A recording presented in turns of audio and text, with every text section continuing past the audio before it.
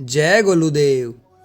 पहला समय भाई बहन, मैं विशाल आज आपके समक्ष उत्तराखंड के न्यायकर्ता गोलू देवता की लोक गाथा लेकर आया हूँ। आइए शुरू करते हैं उत्तराखंड के न्याय के देवता कहे जाने वाले गोलू देवता की लोक गाथा। लोक गाथा के अनुसार 15वीं शताब्दी में चंपावत में कत्यूरी राजवंश का शासन था और उस राजवंश के राजा झालू राय थे। कहा जाता है कि 7 रानियों से विवाह करने के पश्चात जब उन्हें पुत्र प्राप्ति नहीं हुई तो झालू राय बहुत उदास हो गए थे। इसके पश्चात झालू राय भैरव देवता की आराधना में लग गए। फलस्वरूप भैरव देव ने इनकी 8वीं रानी के पुत्र के रूप में जन्म लेने का आशीर्वाद दे दिया। एक दिन वनों में आखेट के लिए कई घंटे वे घोड़े की पीठ पर घूमते रहे और प्यास से पीड़ित हो गए।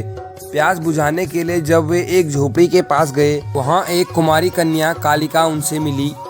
वे उसके चुंबकीय सौंदर्य से आकर्षित हुए और उससे विवाह के लिए प्रार्थना की। वह राजी हुई और शीघ्र वैवाहिक अनुष्ठान संपन्न हुए। इसके पश्चात वे अपनी 8वीं पत्नी के साथ प्रसन्नतापूर्वक रहने लगे। लेकिन राजा की 7 रानियां कालिका की सुंदरता से ईर्ष्या करने लगी। वे उसे प्रताड़ित करती और उसे तंग करके वह उसके विरुद्ध षड्यंत्र का कोई मौका नहीं छोड़ती। समय व्यतीत होता गया और ईर्ष्या भाव भी प्रचंड होता गया। वे उसे हानि पहुंचाने का मौका देख रही थी और शीघ्र उन्हें एक अवसर प्राप्त हो गया। झालू राय एक बार शिकार के लिए गए और उनकी अनुपस्थिति में कालिका को आशीर्वाद के रूप में एक पुत्र की प्राप्ति हुई। 7 रानियों ने एक षड्यंत्र रचा। उन्होंने बुरी नज़र से बचाने के बहाने रानी की आंखों पर एक पट्टी बांधी और बाद में उसको बताया कि उसने सिलबट्टा अर्थात पीसने वाले पत्थर को जन्म दिया है। नवजात शिशु को एक लकड़ी के संदूक में रखकर गोरी नदी में फेंक दिया। सौभाग्यवश एक मछुआरा जो कि मछली मार रहा था को यह बक्सा मिला। उसने बक्सा खोला और उसके अंदर एक बच्चे को देखकर अत्यंत प्रसन्न हुआ।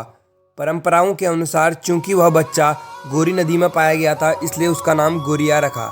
धीरे धीरे यह नाम पहले गोरला और फिर गोल्ला के रूप में परिवर्तित हो गया।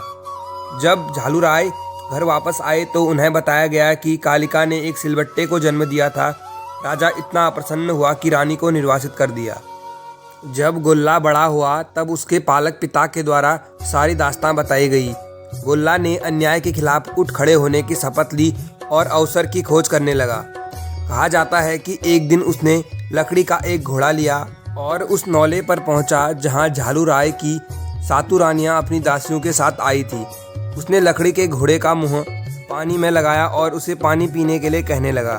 यह दृश्य देखकर 7 रानियां हंसते हुए कहने लगी, हे लड़के, एक लकड़ी का घोड़ा कैसे पानी पी सकता है? गोल्ला ने जवाब दिया कि यदि एक स्त्री सिलबट्टे को जन्म दे सकती है तो लकड़ी का घोड़ा भी पानी पी सकता है। घटना की खबर जंगल की आग की तरह फैली और झालू राय की जानकारी में भी आई। तब गोल्ला ने उन्हें यह मनवा लिया कि उनकी 7 रानियों ने उनके विरुद्ध षड्यंत्र रचा था। राजा ने तुरंत रानियों के खिलाफ कार्यवाही की और गोल्ला को राजा घोषित किया। उनकी माता का सम्मान भी उन्हें वापस मिला और उन्हें वापस राजभवन में बुला दिया गया। घुमागढ़ कुमाऊं के अधीनस्थ था, जिस पर कत्यूरी राजवंश ने राज किया। बाद में गोल्ला ने कत्यूरी सेना के सेनापति की स्थिति को मजबूत किया और उसकी एकता व लोकप्रियता में वृद्धि की। वह एक वीर योद्धा थे और उन्होंने कई विजयों में कुमाऊं की सेना का नेतृत्व किया। वह एक अच्छे घुड़सवार भी थे और उनका घोड़ा सफ़ेद रंग का था। आज उन्हें वीरता के प्रतीक और न्याय के देवता के रूप में पूजा जाता है। विभिन्न मेलों और उत्सवों में स्थान की गायकों द्वारा उनकी वीरता और न्याय की प्रशस्तियाँ गाई जाती हैं। जो लोग प्रताड़ना व अन्याय से पीड़ित हों, वे उनके मंदिरों में अपने मामले की गुहार लगाते हैं। वादी अपना वाद सादे या स्टाम्प पेपर में दे सकता है। ऐसे वादों की बड़ी संख्या उनके मंदिरों में टंगी हुई देखी जा सकती है। यहाँ तक कि विद्यार्थियों की अपनी कॉपी के पन्नों में लिखी हुई चिट्ठियाँ देखना अत्यंत रुचिकर है। भक्तों के द्वारा कामनाएं पूर्ण होने पर घंटियाँ चढ़ाई जाती हैं और ऐसी असंख्य घंटियाँ गोल्ला के मंदिरों में दिखाई देती हैं।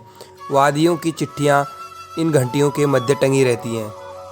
लोगों का गोल्ला या गोलू देवता की रहस्यमय शक्तियों के प्रति अडिग विश्वास है। भक्त अमानवीय अदालतों से जहाँ समय पर न्याय मिलना एक कल्पना मात्र है और जहाँ मुकदमे वर्षों तक लंबित रहते हैं, वहाँ गोलू के मंदिर में उन्हें सभी अन्यायों से मुक्ति मिलती है। विश्वास करने वाले अपने हृदय से यह कहते हैं कि दोषी यहाँ तुरंत दंडित होते हैं। गोल्ला उत्तराखंड के सबसे अधिक पूजे जाने वाले लोक देवता हैं और उनके मंदिर देश के सभी देशवासियों के लिए तीर्थ बन गए हैं। यहाँ तक कि विदेशी भक्त भी इन स्थानों में आते हैं।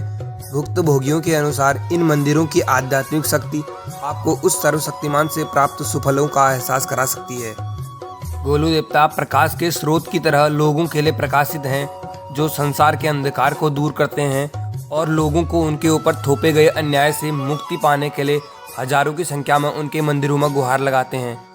वहाँ उसकी अदालत में किसी प्रकार के न्याय की, शुल्क की, वकीली की पैरवी, उनके खोखले तर्कों, जटिल प्रक्रियाओं, झूठे गुनाहों और अपीलों की जरूरत नहीं है और बिना किसी देरी के वहाँ महत्वपूर्ण न्याय उन्हें प्राप्त होता है।